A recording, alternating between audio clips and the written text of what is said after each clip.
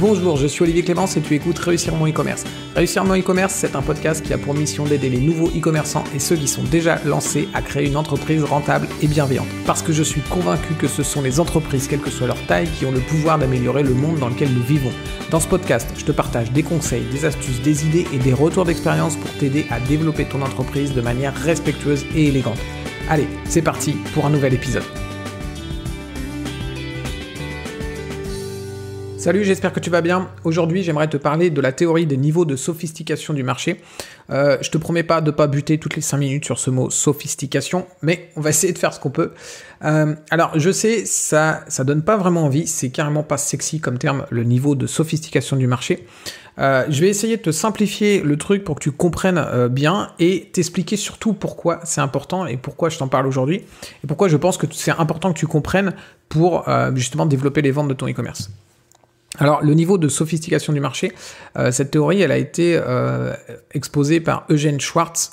C'est un marketeur qui travaillait dans les années 1920. Et il y a plein de choses à apprendre de tous ces marketeurs qui travaillaient dans les années 1920. T'as une série qui s'appelle Mad Men sur Netflix, si je dis pas de bêtises, qui est super intéressante sur le sujet. Et en fait, ces personnes-là, c'est les premiers à avoir fait vraiment du marketing de masse, etc. Et ils ont posé la base du marketing que nous, on utilise encore actuellement et que tu vas utiliser sur Internet. Et donc, pourquoi c'est important de comprendre cette théorie de la sophistication du marché ? C'est que si tu verras qu'il y a des différents niveaux en fait dans cette théorie, et je vais te les expliquer.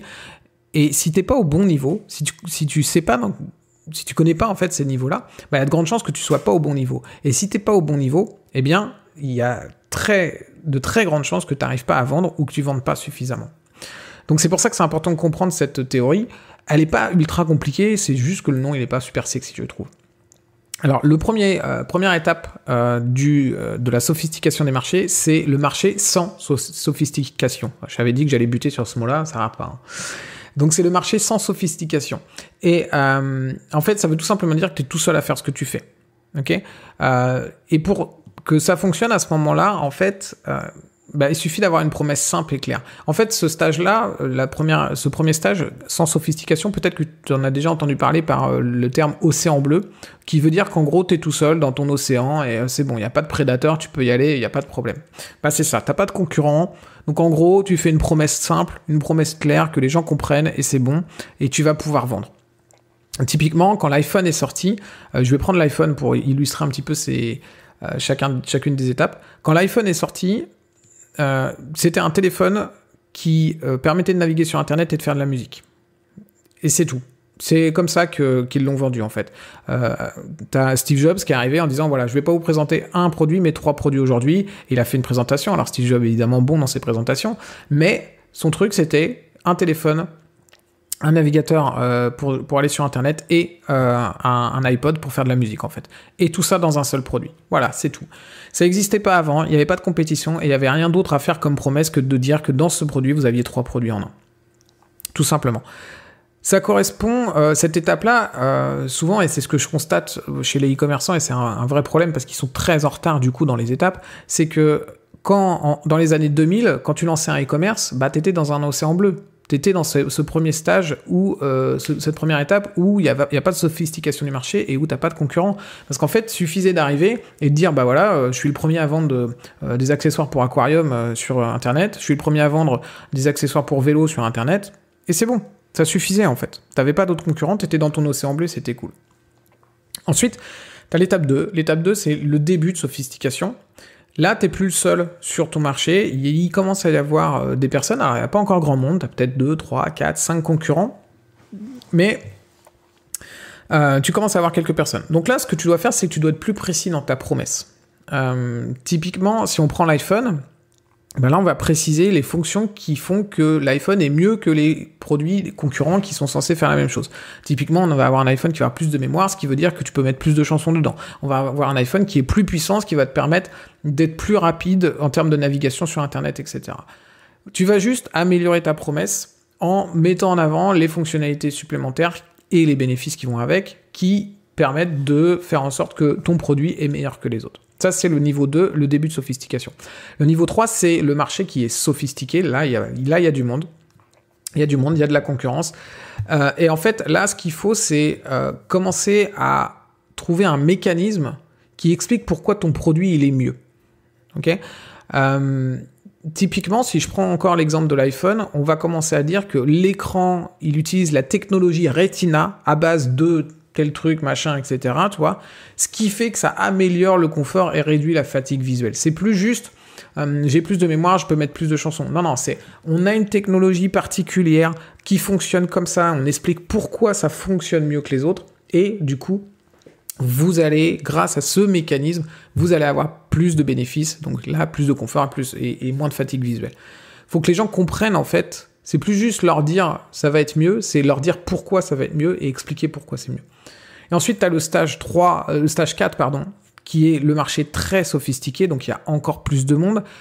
Tes concurrents utilisent aussi des mécanismes pour expliquer pourquoi leur produit est mieux que le tien. Et donc là, en fait, ton job, ça va être d'améliorer encore ton mécanisme, de le rendre encore plus évident, encore plus compréhensible pour tes clients, que ce soit plus finalement des mécanismes parfois un peu obscurs et que les gens font ok, ça a l'air bien, donc du coup j'achète le produit, ça a l'air d'être pour ça qu'il marche mieux. Là, tu peux plus te permettre de faire ça, faut qu'ils comprennent le mécanisme, tu leur expliques pourquoi c'est mieux, qu'est-ce qui fait que ce mécanisme est encore mieux que les autres. Il doit aussi être, la promesse, elle doit être encore plus forte, il doit résoudre ce mécanisme, il doit résoudre encore plus de problèmes et il doit les résoudre de façon encore plus facile. La problématique ici, à ce niveau-là, c'est que tu dois surenchérir au niveau de ta promesse tout en restant crédible. Et c'est là que c'est un petit peu tricky, un petit peu compliqué. Donc, il faut faire attention à ce qu'on fait à ce niveau-là. Et finalement, ce stage-là, c'est pas forcément un stage qui va rester longtemps.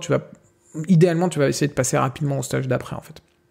Et en fait, tu l'as vu, si on prend encore l'exemple de l'iPhone, tu le vois dans les publicités à la télévision, en fait, quand iPhone a fait ses campagnes de pub, il nous a sorti des pubs où il se concentrait sur l'appareil photo, et il nous disait, l'appareil photo, il a X millions de pixels, ça te permet, et tu peux faire des photos qui sont jamais floues, avec la technologie machin truc, etc., Tu peux prendre des photos dans l'eau, tu peux prendre des photos en faisant des trucs, etc. de fou. Tu sautes en parachute, tu prends tes photos et c'est cool. Ta photo, elle est absolument nickel et magnifique, tu vois. Et en fait, à chaque fois, ils appuyaient évidemment toujours sur le bénéfice final qui est de capturer les meilleurs moments de ta vie pour ne jamais les perdre, ne jamais les oublier. Et voilà, ils avaient vraiment surenchéri à fond l'appareil photo. Ils faisaient des trucs de fou furieux, quoi. Et au final, tu vas avoir la dernière étape de la sophistication du marché qui va être la saturation. Tu connais aussi peut-être cette dernière étape par le nom océan rouge. On parlait d'océan bleu, t'es tranquille, t'es peinard, il n'y a personne qui vient, t'as aucun prédateur en fait tout simplement, donc t'es tranquille, t'es ton petit poisson dans l'eau. Et l'océan rouge, c'est l'inverse, c'est qu'il est rempli de requins, il y a du monde partout et voilà. C'est vraiment compliqué en fait d'arriver ici parce qu'il y a une vraie saturation. Et là, en fait, tu vas plus pouvoir utiliser les solutions d'avant. Va falloir continuer à les utiliser, elles vont plus suffire pour que tu puisses te différencier. Faire une promesse encore plus forte, ça va plus être possible. Tu vas plus pouvoir utiliser tout ça. Et donc finalement, là, ce que tu vas devoir faire, c'est faire en sorte que tes prospects et tes clients s'identifient à ton produit ou s'identifient à ta marque. De manière à ce que justement, ce ne soit plus que les avantages du produit, ou que les avantages, ou que les fonctionnalités, ou que la promesse que tu vas faire qui va vendre, mais aussi le fait qu'ils aient envie d'acheter le produit chez toi parce que c'est toi qui le vends en fait. Et si tu prends iPhone, c'est simple, hein. Avec l'iPhone, c'est très clair. Les gens finalement n'achètent pas l'iPhone juste parce que c'est un iPhone, ils achètent l'iPhone parce que c'est le produit Apple. Et Apple est très très fort pour ça, bien sûr.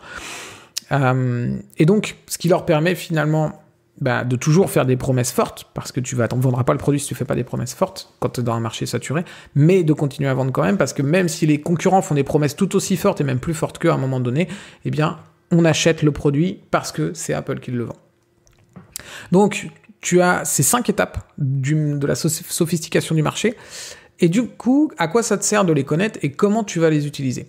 Et en fait, l'idée, c'est d'étudier ton marché pour savoir où il en est, et de ne jamais être à une étape inférieure de celle où en est ton marché. Si ton marché il est à l'étape 3 et toi tu es à l'étape 2, clairement, tu es en retard et tu vas pas vendre. En fait, ouais, tu t'es ridicule par rapport à tes concurrents qui proposent plus. Et idéalement, en fait, tu dois être au stage juste au-dessus. Idéalement, tu dois être en avance. C'est-à-dire, quand tes concurrents sont au stage 3, toi, tu dois être au stage 4.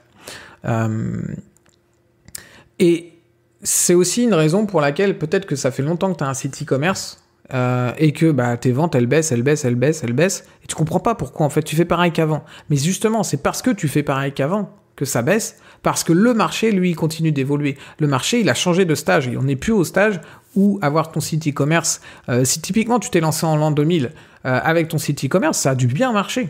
Puis, au bout de 5 ans, peut-être que ça a commencé à baisser. Et puis là, franchement, il se passe plus rien, quoi.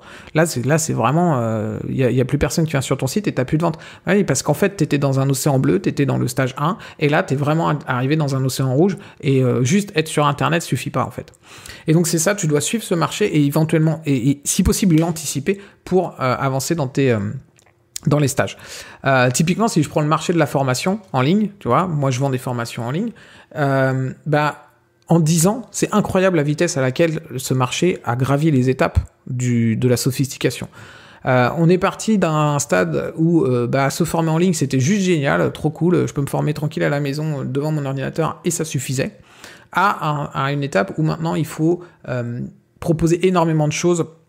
Et on est arrivé, à mon sens, on est presque au stage de la saturation. Pour moi, on est au stage 4, on est au stage très sophistiqué où il faut faire des grosses promesses, des grosses promesses d'accompagnement, de choses comme ça. Et moi, justement, tu vois, ce que je fais, c'est la raison de ce podcast, en fait, c'est que j'essaye de passer au stage 5. J'essaye d'anticiper et d'avoir une étape d'avance sur le marché actuel en allant créer une relation plus forte avec toi qui écoute ce podcast régulièrement, en essayant de créer une communauté autour de ma marque, autour de mes formations, etc. pour que, justement, au final, ce soit pas toujours la surenchère de la promesse qui vendent, mais ce soit plutôt le fait que y a une certaine connexion qui se fait entre nous et que tu as envie de travailler avec moi et non pas avec quelqu'un d'autre. Je t'invite, encore une fois, après chaque podcast, à essayer de passer à l'action. Là, c'est assez simple finalement. Regarde tes concurrents, regarde à quelle étape en est ton marché. Tu regardes ce que font tes concurrents et tu te poses la question, ok, le marché d'après moi, il est à l'étape 1, 2, 3, 4, 5. Et regarde si toi, parce que les actions que tu mets en place, ça correspond à quelle étape. Est-ce que tu es plutôt en dessous du marché ou à la même étape du marché? Et comment tu peux monter d'un niveau pour être en avance sur ton marché et du coup, être vraiment différenciant et gagner plus de parts de marché, gagner des ventes et développer ton site e-commerce. Je te remercie d'avoir écouté ce podcast et je te dis à demain pour le prochain épisode. Ciao.